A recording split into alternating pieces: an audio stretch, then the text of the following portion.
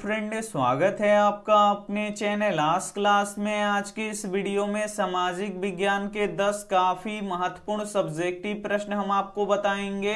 ये जो 10 सब्जेक्टिव प्रश्न है ये आपके बोर्ड परीक्षा के लिए काफी महत्वपूर्ण है, तो एक भी प्रश्न आप लोग स्किप मत कीजिएगा। वीडियो को प्लीज आप लोग शुरू से लेके अंत तक देखिएगा और इस 10 सब्जेक्टिव प्रश्न में से जो भी प्रश्न आपको याद ना हो तो प्लीज आप लोग उसे नोटबुक पे लिख के जरूर याद कर लीजिएगा।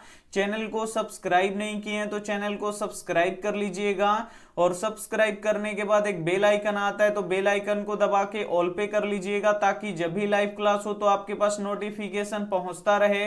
तो आइए शुरू करते हैं पहले नंबर प्रश्न से।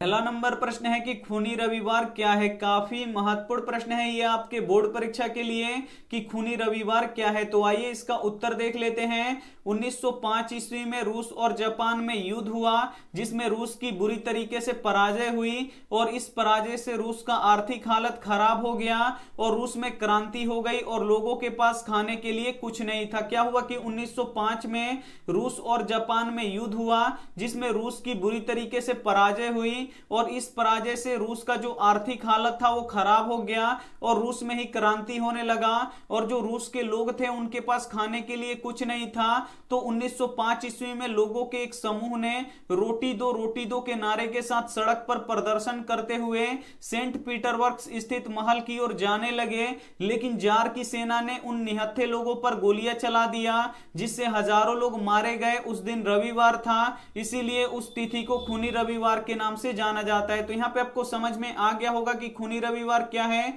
तो 1905 में रूस और जापान में युद्ध होता है जिसमें रूस बुरी तरीके से पराजय होता है और जब रूस की हार होती है तो रूस की आर्थिक हालत खराब हो जाती है और रूस में ही क्रांति होने लगती है और जो रूस के लोग थे उनके पास खाने के लिए कुछ नहीं होता है। तो ये क्या करते हैं कि 1905 ईस्वी में एक लोगों का समूह बनाते हैं और रोटी दो के नारे के साथ सड़क पर प्रदर्शन करते हुए सेंट पीटरबर्ग स्थित महल की ओर जाने लगते हैं, लेकिन जार की सेना ने उन निहत्थे लोगों पर गोलियां चलवा देता है जिससे हजारों लोग मारे जाते हैं। जो जार था वहां के राजा था उनकी सेना क्या करती है कि उन निहत्थे लोगों पर गोलियां चलवा देती है जिससे हजारों लोग मारे जाते हैं और उस दिन रविवार था इसीलिए उस तिथि को खूनी रविवार के नाम से जाना जाता है। तो उम्मीद करते हैं ये प्रश्न आपको काफी अच्छी तरीके से समझ में आ गया होगा।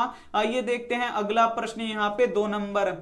दूसरा नंबर प्रश्न है कि औद्योगिकरण से आप क्या समझते हैं। काफी महत्वपूर्ण प्रश्न है ये आपके बोर्ड परीक्षा के लिए। यहाँ पे आपको बताना है कि औद्योगिकरण से आप क्या समझते हैं। तो आइए इसका उत्तर देख लेते हैं। औद्योगिकरण एक ऐसी प्रक्रिया है जिसमें वस्तुओं का उत्पादन मानव के द्वारा न होकर मशीनों के द्वारा होता है। जो औद्योगिकरण होता है इसमें वस्तुओं का उत्पादन मानव के द्वारा नहीं होता है बल्कि वस्तुओं का उत्पादन मशीनों के द्वारा होता है। इसमें वस्तुओं का उत्पादन बृहद पैमाने पर होता है। औद्योगिकरण में जो वस्तुओं का उत्पादन होता है वो मशीनों के द्वारा होता है और जब मशीनों के द्वारा वस्तुओं का उत्पादन होता है तो वो बहुत ही बृहद पैमाने पर होता है, यानी बहुत ही अधिक मात्रा में वस्तुओं का उत्पादन होता है जिसके खपत के लिए बड़े बाजार की आवश्यकता पड़ती है। औद्योगिकरण में नए नए मशीनों का आविष्कार होता है और नए नए तकनीकों का भी विकास होता है। तो ये भी प्रश्न आपको काफी अच्छी तरीके से समझ में आ गया होगा कि औद्योगिकरण से आप क्या समझते हैं। तो औद्योगिकरण एक ऐसी प्रक्रिया है जिसमें वस्तुओं का उत्पादन किसके द्वारा होता है, तो मशीनों के द्वारा होता है और मशीनों के द्वारा वस्तुओं का उत्पादन बहुत ही बड़े पैमाने पर होता है और बहुत ही बड़े पैमाने पर जब वस्तुओं का उत्पादन होगा तो उसे बेचने के लिए एक बड़े बाजार की आवश्यकता पड़ेगी। और औद्योगिकरण में क्या होता है कि नए नए मशीनों का आविष्कार होता है और नए नए तकनीकों का भी विकास होता है। तो उम्मीद करते हैं ये भी प्रश्न आपको काफी अच्छी तरीके से समझ में आ गया होगा। आइए देखते हैं अगला प्रश्न यहाँ पे 3 नंबर प्रश्न है कि वंशवाद से आप क्या समझते हैं। काफी महत्वपूर्ण प्रश्न है ये आपके बोर्ड परीक्षा के लिए। यहाँ पे आपको बताना है कि वंशवाद से आप क्या समझते हैं। तो आइए इसका उत्तर देख लेते हैं। वंशवाद की परंपरा दशकों से बनी आ रही है जिसमें किसी प्रतिनिधि के निधन या इस्तीफे के बाद जो सीट खाली रह जाता है उस सीट पर उसी के परिजन या रिश्तेदार को चुनाव के लिए टिकट दे दिया जाता है। इसे ही वंशवाद कहते हैं। वंशवाद में क्या होता है कि अगर किसी प्रतिनिधि का निधन हो जाता है या वो प्रतिनिधि इस्तीफा दे देता है तो जो सीट खाली रहता है तो उस सीट पर चुनाव के लिए क्या किया जाता है कि उसी प्रतिनिधि के परिजन या रिश्तेदार को चुनाव के लिए टिकट दे दिया जाता है। इसे ही वंशवाद कहते हैं। इसी प्रकार के वंशवाद आज भी लोकतंत्र में बना हुआ है, जो लोकतंत्र के लिए गंभीर समस्या है। तो उम्मीद करते हैं ये भी प्रश्न आपको काफी अच्छी तरीके से समझ में आ गया होगा। समझ में आ गया है तो प्लीज आप लोग वीडियो को एकदम शुरू से लेके अंत तक देखिएगा और इसमें से जो भी प्रश्न आपको याद ना हो तो प्लीज आप लोग उसे नोटबुक पे लिख के जरूर याद कर लीजिएगा। और वीडियो को लाइक नहीं किए हैं तो प्लीज आप लोग वीडियो को लाइक भी कर दीजिएगा। आइए देखते हैं अगला प्रश्न 4 नंबर प्रश्न है कि खादर मिट्टी और बांगर मिट्टी में अंतर लिखे। काफी महत्वपूर्ण प्रश्न है ये आपके बोर्ड परीक्षा के लिए। यहाँ पे आपको खादर मिट्टी और बांगर मिट्टी में अंतर लिखना है। तो आइए इसका उत्तर देख लेते हैं। एक बगल लिखिएगा आप खादर मिट्टी और दूसरे बगल आप लोग लिखिएगा बांगर मिट्टी और एक एक करके अंतर स्पष्ट कर दीजिएगा। तो आइए देखते हैं यहाँ पे पहला अंतर, नई जलोढ़ मिट्टी को खादर मिट्टी कहते हैं। जो नई जलोढ़ मिट्टी होती है इसे ही खादर मिट्टी कहते हैं। और इसमें देख लीजिए पुरानी जलोढ़ मिट्टी को बांगर मिट्टी कहते हैं। जो पुरानी जलोढ़ मिट्टी होती है उसे ही बांगर मिट्टी कहते हैं। अब आइए देखते हैं यहाँ पे दूसरा अंतर, खादर मिट्टी के कण महीन होते हैं। जो खादर मिट्टी होता है इसका जो कण होता है वो महीन होता है और इसमें देख लीजिए बांगर मिट्टी के कण मोटे होते हैं। जो बांगर मिट्टी होता है इसका जो कण होता है वो मोटे मोटे होते हैं। आइए देखते हैं अब तीसरा अंतर, यह नदी के समीपवर्ती क्षेत्रों में पाया जाता है। यानी जो खादर मिट्टी होता है ये नदी के समीप पाया जाता है और इसमें देख लीजिए यह नदी के दूरवर्ती क्षेत्रों में पाया जाता है। यानी जो बांगर मिट्टी होता है ये नदी से कुछ दूरी पर पाया जाता है। तो यहाँ पे आपको काफी अच्छी तरीके से समझ में आ गया होगा कि खादर मिट्टी और बांगर मिट्टी में क्या क्या अंतर होते हैं। तो अब आप लोग लिख लीजिएगा, एक बार फिर से समझ लीजिए। नई जलोढ़ मिट्टी को खादर मिट्टी कहते हैं और पुरानी जलोढ़ मिट्टी को बांगर मिट्टी कहते हैं। ये हो गया पहला अंतर। और दूसरा अंतर देख लीजिए, खादर मिट्टी के कण जो होते हैं वो महीन होते हैं और जो बांगर मिट्टी के कण होते हैं वो मोटे मोटे होते हैं। और जो खादर मिट्टी होता है ये नदी के एकदम पास में ही पाया जाएगा और जो बांगर मिट्टी होता है ये नदी से कुछ दूरी पर पाया जाएगा। तो यहाँ पे आपको काफी अच्छी तरीके से समझ में आ गया होगा। आइए देखते हैं अगला प्रश्न यहाँ पे 5 नंबर प्रश्न है कि नगर निगम के मुख्य कार्यों का वर्णन करें। काफी महत्वपूर्ण प्रश्न है। यहाँ पे आपको नगर निगम के मुख्य कार्यों का वर्णन करना है। तो आइए इसका उत्तर देख लेते हैं। नगर निगम नागरिकों को स्थानीय आवश्यकताओं एवं सुख सुविधाओं के लिए अनेक प्रकार का कार्य करता है।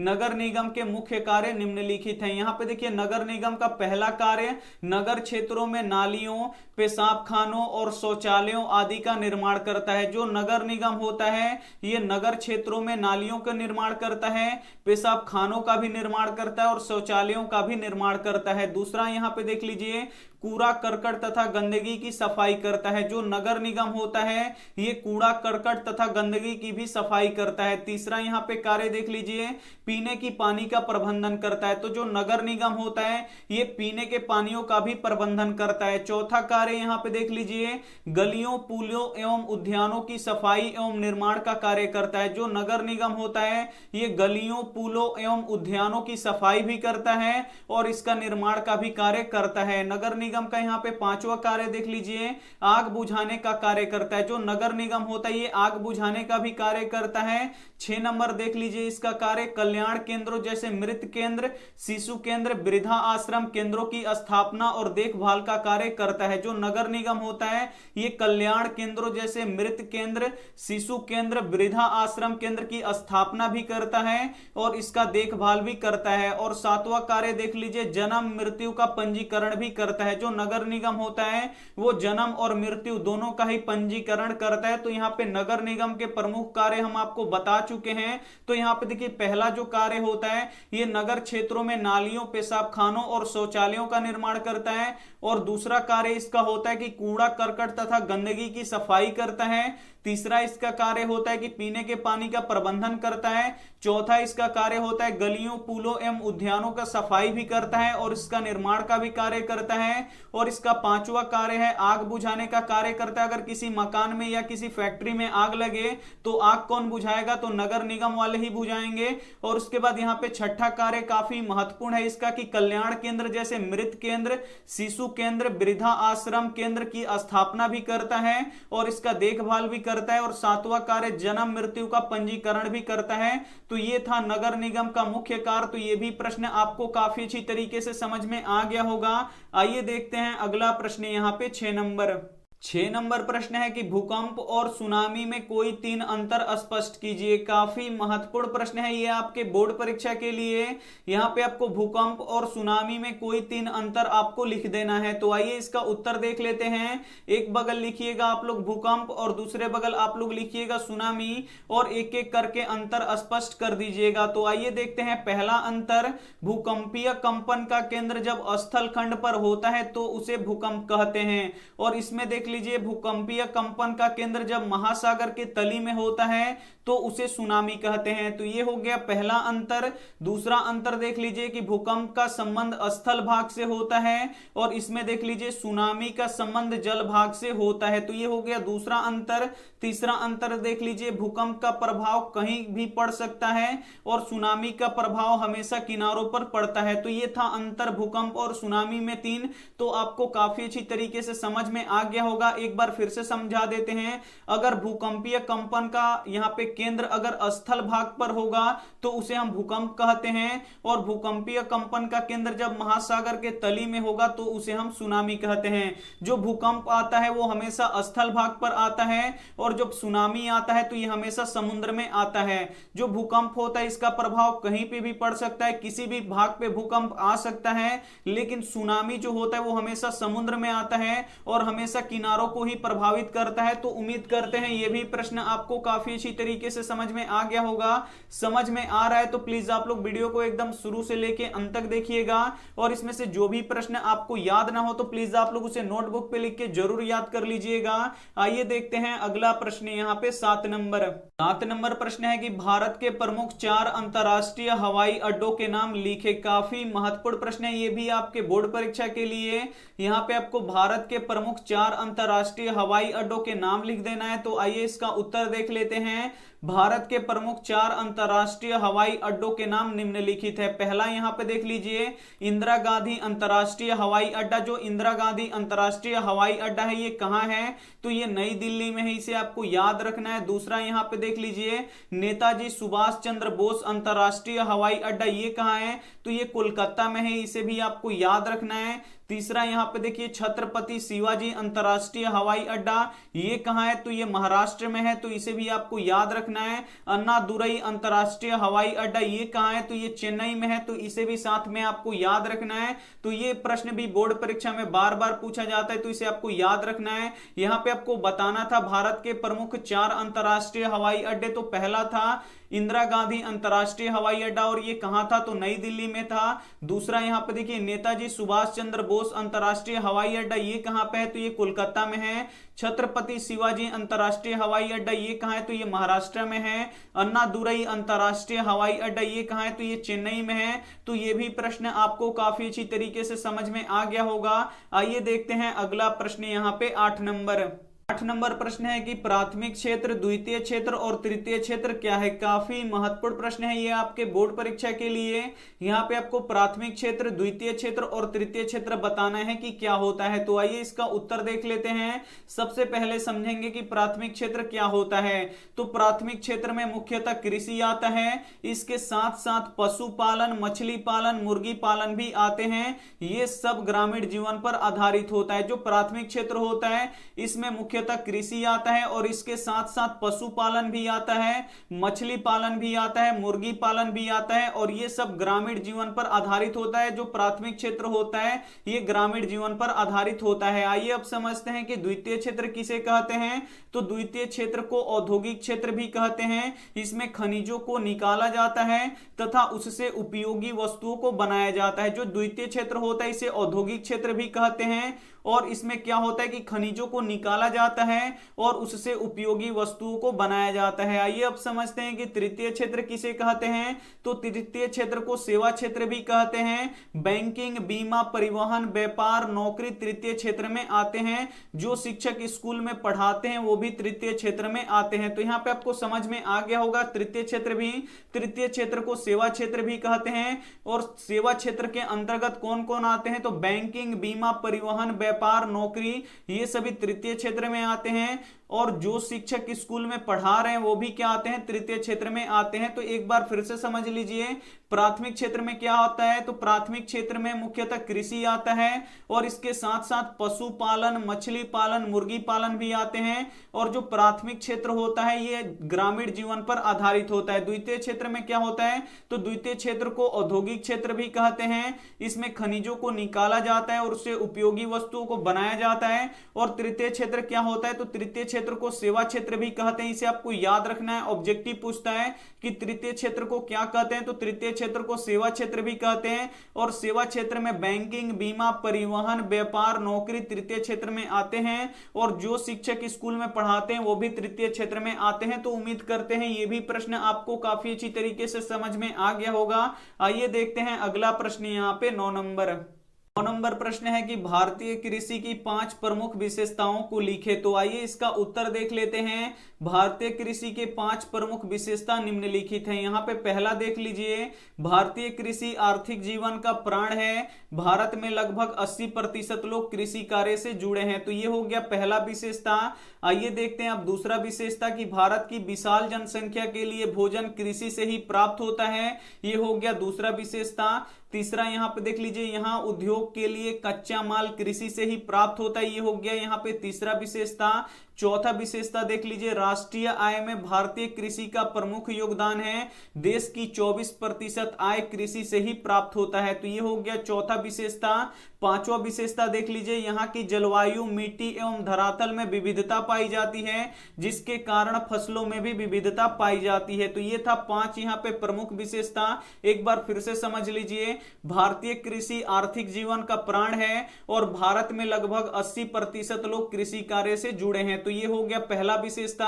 दूसरा यहाँ पे देख लीजिए, भारत की विशाल जनसंख्या के लिए भोजन किससे प्राप्त होता है, तो कृषि से ही प्राप्त होता है। और तीसरा देख लीजिए, यहाँ के उद्योग धंधे के लिए कच्चा माल किससे प्राप्त होता है, तो कृषि से ही प्राप्त होता है। और चौथा देख लीजिए, राष्ट्रीय आय में भारतीय कृषि का प्रमुख योगदान है। देश के 24% आय कृषि से ही प्राप्त होता है। पांचवा देख लीजिए, यहाँ की जलवायु, मिट्टी एवं धरातल में विविधता पाई जाती है, जिसके कारण फसलों में भी विविधता पाई जाती है। तो ये भी प्रश्न आपको काफी अच्छी तरीके से समझ में आ गया होगा। आइए देखते हैं अगला प्रश्न, यहाँ पे 10 नंबर प्रश्न है कि दांडी यात्रा का क्या उद्देश्य था। काफी महत्वपूर्ण प्रश्न है ये आपके बोर्ड परीक्षा के लिए कि दांडी यात्रा का क्या उद्देश्य था। तो आइए इसका उत्तर देख लेते हैं। दांडी यात्रा का उद्देश्य समुद्र तट पर पहुंचकर समुद्र के पानी से नमक बनाकर नमक कानून का उल्लंघन कर सरकार को बताना था कि नमक पर बढ़ाया गया कर अनुचित फैसला है। यहाँ पे देखिए, दांडी यात्रा का मुख्य उद्देश्य क्या था, तो समुद्र तट पर पहुंचकर समुद्र के पानी से नमक बनाकर और जो नमक कानून बना था उसका उल्लंघन करना था। और साथ में यह भी सरकार को बताना था कि जो आप नमक पर अधिक कर यानी टैक्स बढ़ा दिए हैं वो आपका अनुचित फैसला है। साथ ही यह सरकार के खिलाफ सविनय अवज्ञा आंदोलन के शुरुआत का भी संकेत देना था। तो ये भी प्रश्न आपको काफी अच्छी तरीके से समझ में आ गया होगा। यहाँ पे हम आपको 10 काफी महत्वपूर्ण सब्जेक्टिव प्रश्न बता चुके हैं। तो इसमें से जो भी प्रश्न आपको याद ना हो तो प्लीज आप लोग उसे नोटबुक पे लिख के जरूर याद कर लीजिएगा। और ये रहा आपके लिए होमवर्क प्रश्न की प्रकाश का परावर्तन किसे कहते हैं, इसके नियम को लिखे। तो आपको क्या करना है कि अभी आपको नोटबुक उठाना है और फटाफट इसका आंसर आपको हमें लिखना है। यहाँ पे एक बार फिर से पढ़ देते हैं कि प्रकाश का परावर्तन किसे कहते हैं, इसके नियम को लिखे। आपको लिखना है अपने नोटबुक पे और उसे फोटो खींचना है और इस नंबर पे व्हाट्सएप है और इस नंबर के व्हाट्सएप पे आपको क्या करना है, एकदम फटाक से यहाँ पे आपको क्या करना है लिख के भेज देना है। हम यहाँ पे आपका टेस्ट लेंगे कि आपका ये जो हम यहाँ पे प्रश्न दिए उसका जवाब आपको याद है कि नहीं है। तो आप लोगों को क्या करना है, इसका आंसर लिखना है और इस नंबर पे आपको क्या करना है, व्हाट्सएप कर देना है। देखते हैं सबसे पहले किसका यहाँ पे आता है। वीडियो को लाइक नहीं किए तो प्लीज आप लोग वीडियो को लाइक कर दीजिएगा और जितना अच्छा राइटिंग हो प्लीज आप लोग उतने ही अच्छे राइटिंग में यहाँ पे लिखिएगा और अपने दोस्तों के पास इस वीडियो को जरूर शेयर कीजिएगा। चैनल को सब्सक्राइब नहीं किए तो चैनल को सब्सक्राइब करके साथ में बेल आइकन को ऑल पे दबा लीजिएगा ताकि जब भी लाइव क्लास हो तो आपके पास नोटिफिकेशन पहुंचता रहे। थैंक यू फॉर वॉचिंग, मिलता है अगली वीडियो में, तब तक अपना ध्यान रखिए, मन लगा के पढ़ाई कीजिए। Take care and bye.